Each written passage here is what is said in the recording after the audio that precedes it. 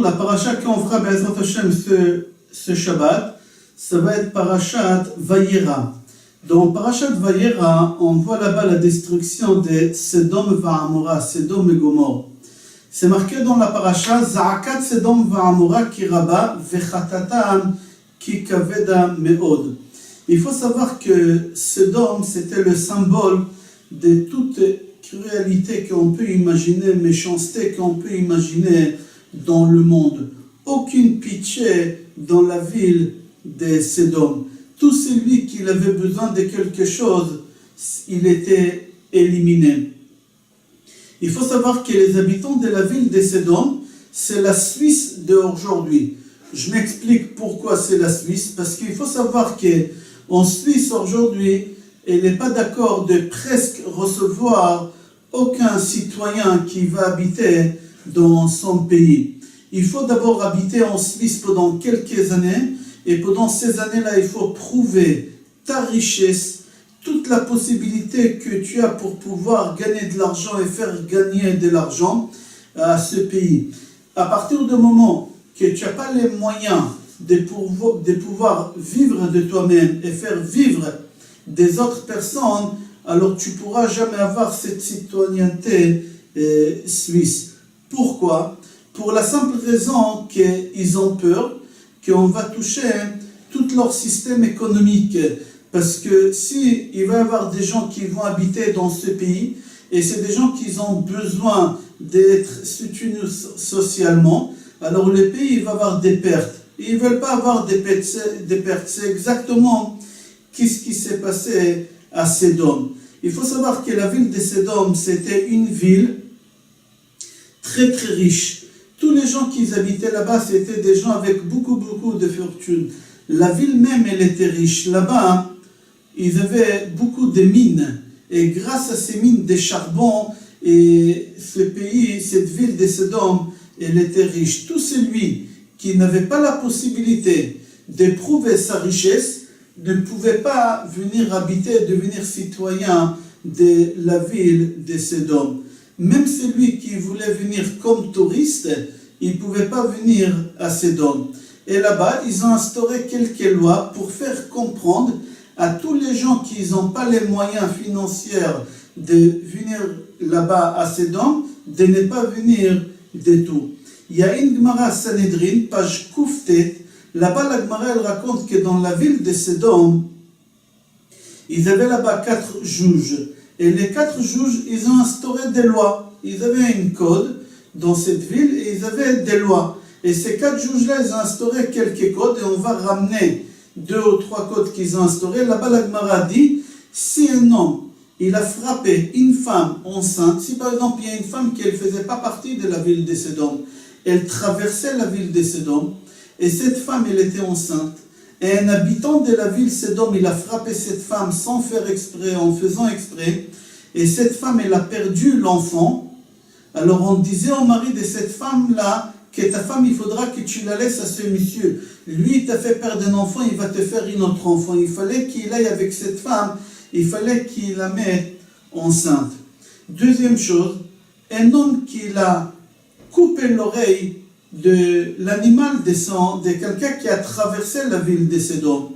Alors la loi qu'ils ont instaurée, que cette personne, il doit donner l'animal à ce monsieur-là qui lui a coupé sans faire exprès, en faisant exprès l'oreille, et ce bonhomme, il garde l'animal jusqu'à ce que l'oreille, elle va pousser. C'est évident que l'oreille ne pousse pas, mais c'était comme ça. La troisième loi que la Gemara raconte, qu'un jour, Eliezer, le serviteur d'Avraham Avinu, il est arrivé dans la ville de Sedom, il fallait qu'il la traverse. Et il y a quelqu'un qui lui a donné un coup de poing. Il lui a fait perdre du sang. Eliezer, le serviteur d'Avraham, a perdu beaucoup de sang. Eliezer, il est parti au tribunal où il y a ces 4 juges. Il a porté plainte. Il a dit, voilà, il y a quelqu'un de votre ville, moi j'ai traversé, il m'a frappé, il m'a fait perdre du sang.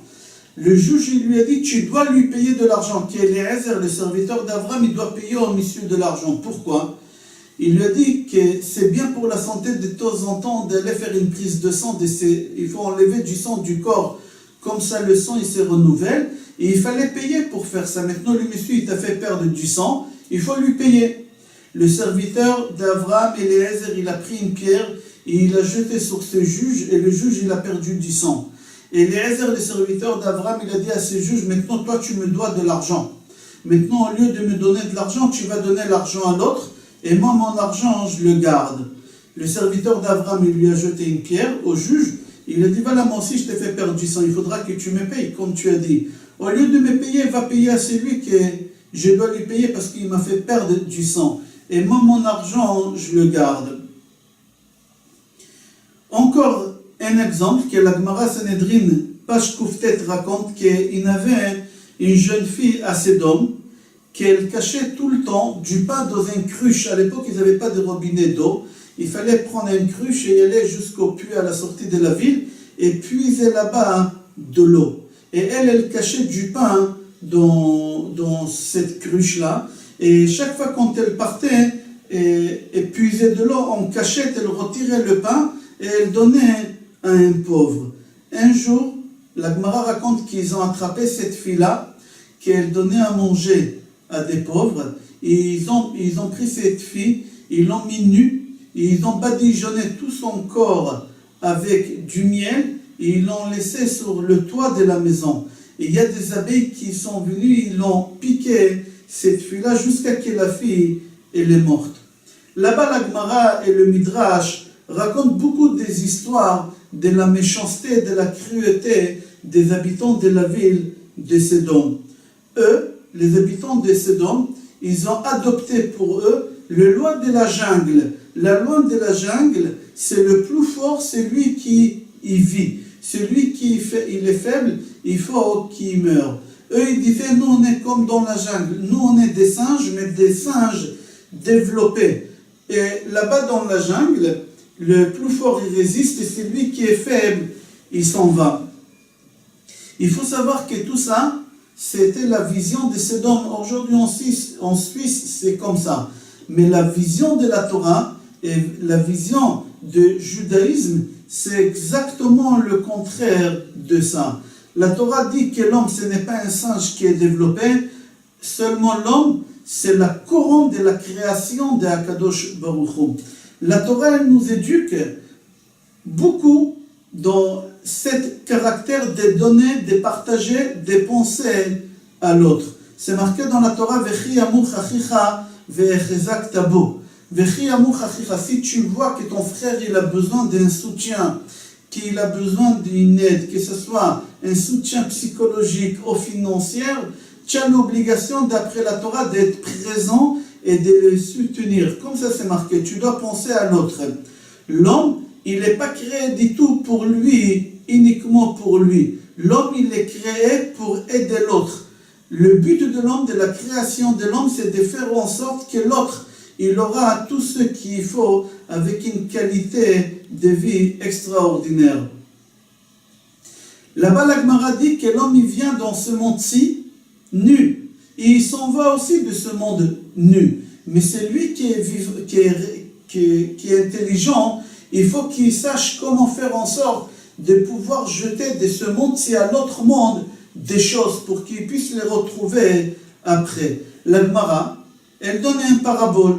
Un renard qui a voulu rentrer dans une vigne. Le renard, il avait très très faim. Et il a voulu rentrer dans une vigne, mais il n'a pas pu rentrer dans cette vigne. Il a fait le tour plusieurs fois et il a vu qu'il y a un petit trou. Il n'a pas pu rentrer parce que le trou il était trop petit, mais par le trou il a vu que les raisins ils étaient grosses, ils étaient bonnes. Qu'est-ce qu'il a fait ce renard? Il a jeûné pendant 3 jours jusqu'à qu'il a pu rentrer par ce trou-là. Au moment qu'il est rentré dans ce trou-là, il a mangé beaucoup de raisins jusqu'à qu'il a grossi énormément. Pour sortir de là-bas, il n'a pas pu parce qu'il a mangé beaucoup. Il a grossi énormément. Il a jeûné encore 3 jours pour pouvoir sortir de cette vigne-là. Après qu'il est sorti, il s'est retourné vers la vigne et il a regardé et il a dit à cette vigne, il a dit, qu'est-ce que j'ai gagné de toi, vigne? J'ai rien gagné. Je suis rentré affamé et je suis sorti aussi affamé.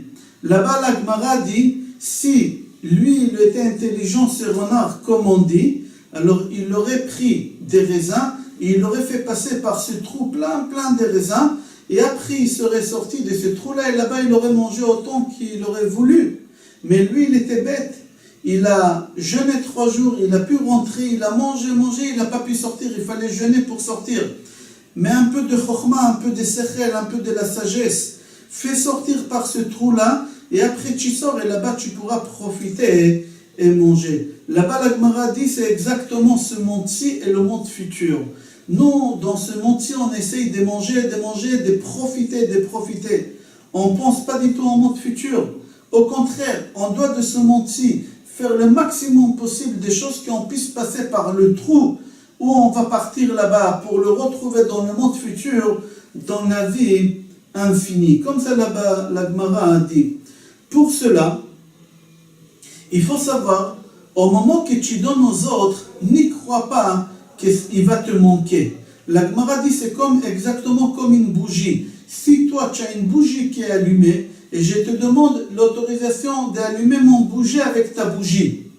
Toi, ça ne te dérange pas, ça te coûte quelque chose, tu perds quelque chose, tu perds rien du tout, ça ne te coûte rien du tout que j'allume mon bougie avec ta bougie.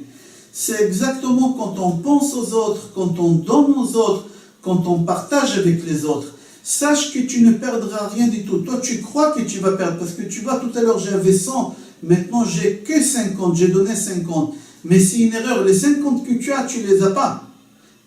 N'importe qui peut te le prendre. Mais les 50 que tu as donnés à l'autre, sache c'est cela que tu l'as. Personne ne pourra te le prendre. Parce qu'ils sont comptabilisés dans l'autre trou, l'autre côté des murailles, où tu as jeté tes bonnes actions.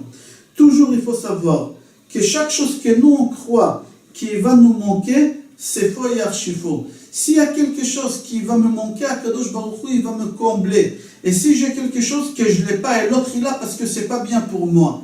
Et si cette chose elle aurait été bien pour moi, Akadosh Baruch Hu, il me l'aurait donné. Et tout cet enseignement-là, c'est exactement le contraire de la ville de Sodome. Dans la ville de Sodome, ils ont dit, prends pour toi tant que tu peux. Écrase l'autre et tue l'autre. L'autre, il n'a pas le droit d'exister. Pourquoi? Parce qu'il est faible. C'est lui qui est fort, c'est lui qui a le droit d'exister. Je vous souhaite Shabbat Shalom, Bracha V'Atzlacha et Kol Tov.